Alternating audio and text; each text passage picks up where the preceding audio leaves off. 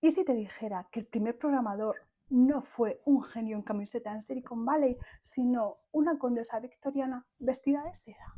En 1843, cuando el mundo todavía dependía de las velas y del carbón, ella pensó el primer código informático y también predijo que las máquinas compondrían música y que harían arte. Pero mientras ella inventaba el futuro, su vida era un absoluto caos, con lo cual fue casi borrada de la historia. Hoy, cada vez que desbloqueas tu teléfono, lo que estás haciendo es seguir el legado de una mujer que vivió entre corsés y carruajes. Hoy, en Mujeres de Mala Vida, Ada Lovelace.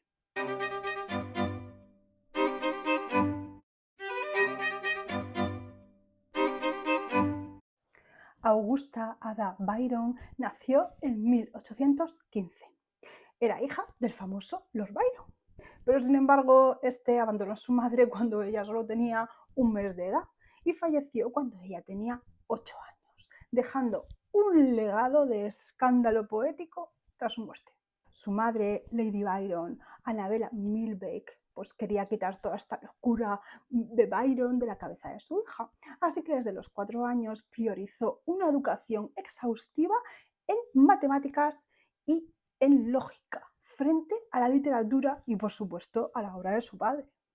Su madre ya era apodada por su padre como la princesa de los paralelogramos, ya que ella misma tenía una educación exquisita en matemáticas. Se propuso alejar a Ada de esta peligrosa influencia poética y emocional de su padre. Así que nuestra Ada nació en un campo de batalla emocional, en una época donde la educación femenina era básicamente ornamental y hasta incluso se pensaba que podía ser peligrosa para el ánimo de la mujer. Ada fue todo lo contrario. Tuvo una educación exquisita, una instrucción privada de la élite en lógica, en matemática y en ciencias. Tuvo tutores como William Friend, que es crucialmente en matemáticas y astronomía, o de Mary Somerville, quien se convirtió en su mentora y en su modelo a seguir. Su madre lo que pretendía era que ella no heredara esa locura poética de su padre, pero sin embargo lo que no vio venir es que Ada fue una mezcla de los dos. Al intentar reprimir su imaginación, creó algo más poderoso, lo que Ada llamaba la ciencia poética. Ella no solo veía números, veía patrones, música y lógica entrelazada. Como os he dicho, en la época victoriana, que una mujer estudiara era casi como malo para su salud. Decían que podía dar una tensión mental más allá de la fuerza de la mujer. Ada desafió todo esto con una serie de estudios en geometría práctica y en matemáticas avanzadas. Estas influencias moldearon su pensamiento analítico, fusionando la poesía y la ciencia de una forma que no se había hecho antes. Ada Lovelace fue el resultado de la locura poética de su padre y la obsesión de su madre por las ciencias. A los 17 años tiene un encuentro que cambiará su vida. Conoce a Charles Babbage, el llamado padre de la computación. Él tenía los planos de la llamada máquina analítica, que era como una calculadora gigante.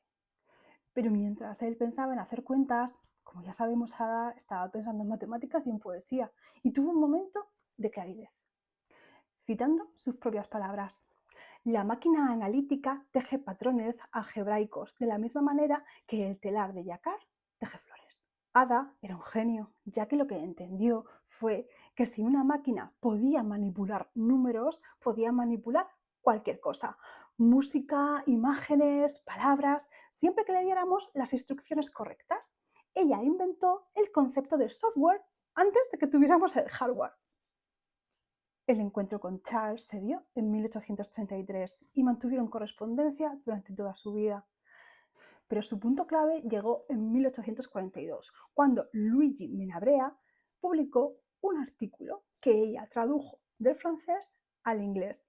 Pero sin embargo lo que hizo fue que lo duplicó, ya que empezó a añadir una serie de notas al artículo que eran tan sumamente intensas y además que lo mejoraba y que ayudaba a esta máquina analítica a salir para adelante.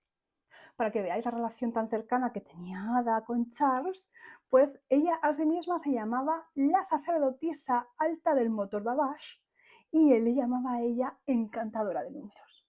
Esta colección de cartas hoy en día se pueden ver y se pueden observar en la British Library.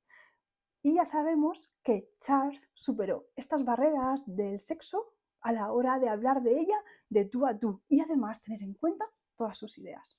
En 1835, Ada se casó con William Noel King, que era el octavo barón de King. En 1858, 3 años después, él heredaría el título de conde de Lovelace y por eso hoy en día conocemos a Ada como Ada, la condesa de Lovelace. William era 10 años mayor que ella, pero totalmente contrario a la época, siempre la apoyó. Él no era un matemático tan genial como ella y lo sabía, pero le apoyaba en todo momento. Le ayudaba con sus traducciones o transcribiendo sus notas e incluso le buscaba libros raros que ella necesitaba para sus estudios. Juntos tuvieron 3 hijos, Byron, por el padre de Ada, Anne Isabella y Ralph Gordon. Sin embargo, Ada nunca fue la típica madre abnegada victoriana, ya que tanto su salud física como mental no se lo permitieron. Tras tantos embarazos, su salud física se resintió muchísimo, así que dejó el criado de sus hijos a su madre y también a los sirvientes de la casa. Pero volvamos al momento del artículo de Luigi Mambrea, que lo que hizo fue escribir un artículo sobre la máquina de Charles. Las notas de Ada, que escribió de la A a la G en 1843, detallan operaciones de la Analytical Engine, diferenciándolo de calculadoras previas por su capacidad de manipular símbolos no numéricos como música o gráficos. En la nota G, que es la nota más famosa de todas, describe el primer algoritmo publicado, cálculo de números de Bernoulli, vía tarjetas perforadas con trazas de ejecución, optimizaciones y conteo de pasos o variables. Betty Toole analiza cómo Ada enfatizó el almacenamiento de programas separados de datos, previendo usos creativos. Doron Swade destaca su visión única más allá de Babbage. En contextos históricos, estudios han confirmado su rol como analítica y matemática. Estas notas se publicaron bajo las siglas AAL, es decir, Augusta Ada Lovelace. Contiene una serie de contribuciones que son fundamentales. Muchos críticos han intentado decir que ella solamente fue como una secretaria y que lo que hacía era transcribir lo que le decía Charles. Pero sin embargo, a la hora de ver el artículo, sabemos que fue ella quien lo tradujo y además quien puso las notas manuscritas.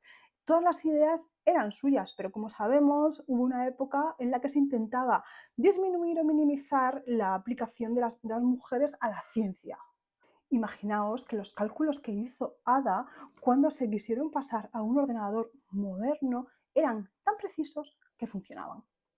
Ella misma se veía como una profetisa de los números, algo que ella sabía que iba a ocurrir, pero que la gente aún no estaba preparada para esperar. Pero muchísimo más allá de esta vida matemática, también tuvo una vida bastante fuerte. Es decir, Ada tuvo claros, pero también tuvo muchas sombras en su vida. Para empezar, fue básicamente ludópata. Ella pensó que con este conocimiento de matemáticas podría sacar un algoritmo que le predijese quién iba a ganar en las carreras de caballos. Ahí perdió hasta los pelos, perdió muchísimo dinero. Hasta tal punto que tuvo que empeñar las joyas de la familia de su marido. Y para que éste no se enterase, chantajeó a su propia madre para que le diese dinero y así poder recuperar dichas joyas. Además, también se habla que tuvo una serie de escarceos amorosos, ya que cuando se leen sus cartas con otros matemáticos y con otros hombres de la época, no en el caso de Charles, que sepamos, se nota que hubo una relación mucho más allá. Ada tuvo problemas crónicos, tanto digestivos como respiratorios, así que se hizo adicta al opio y adicta al láudano, lo cual hizo que su vida fuese cada vez más caótica. Esta adicción hizo que de vez en cuando pudiera haber incluso alucinaciones. Y ella, pues lo que hacía era que lo integraba en esta ciencia poética que se había inventado. Ada murió a los 36 años, la misma edad en la que murió su padre, pero nunca pudo ver su máquina construida. Al parecer falleció de un cáncer de útero Y para ese momento pasaron dos cosas que fueron bastante importantes.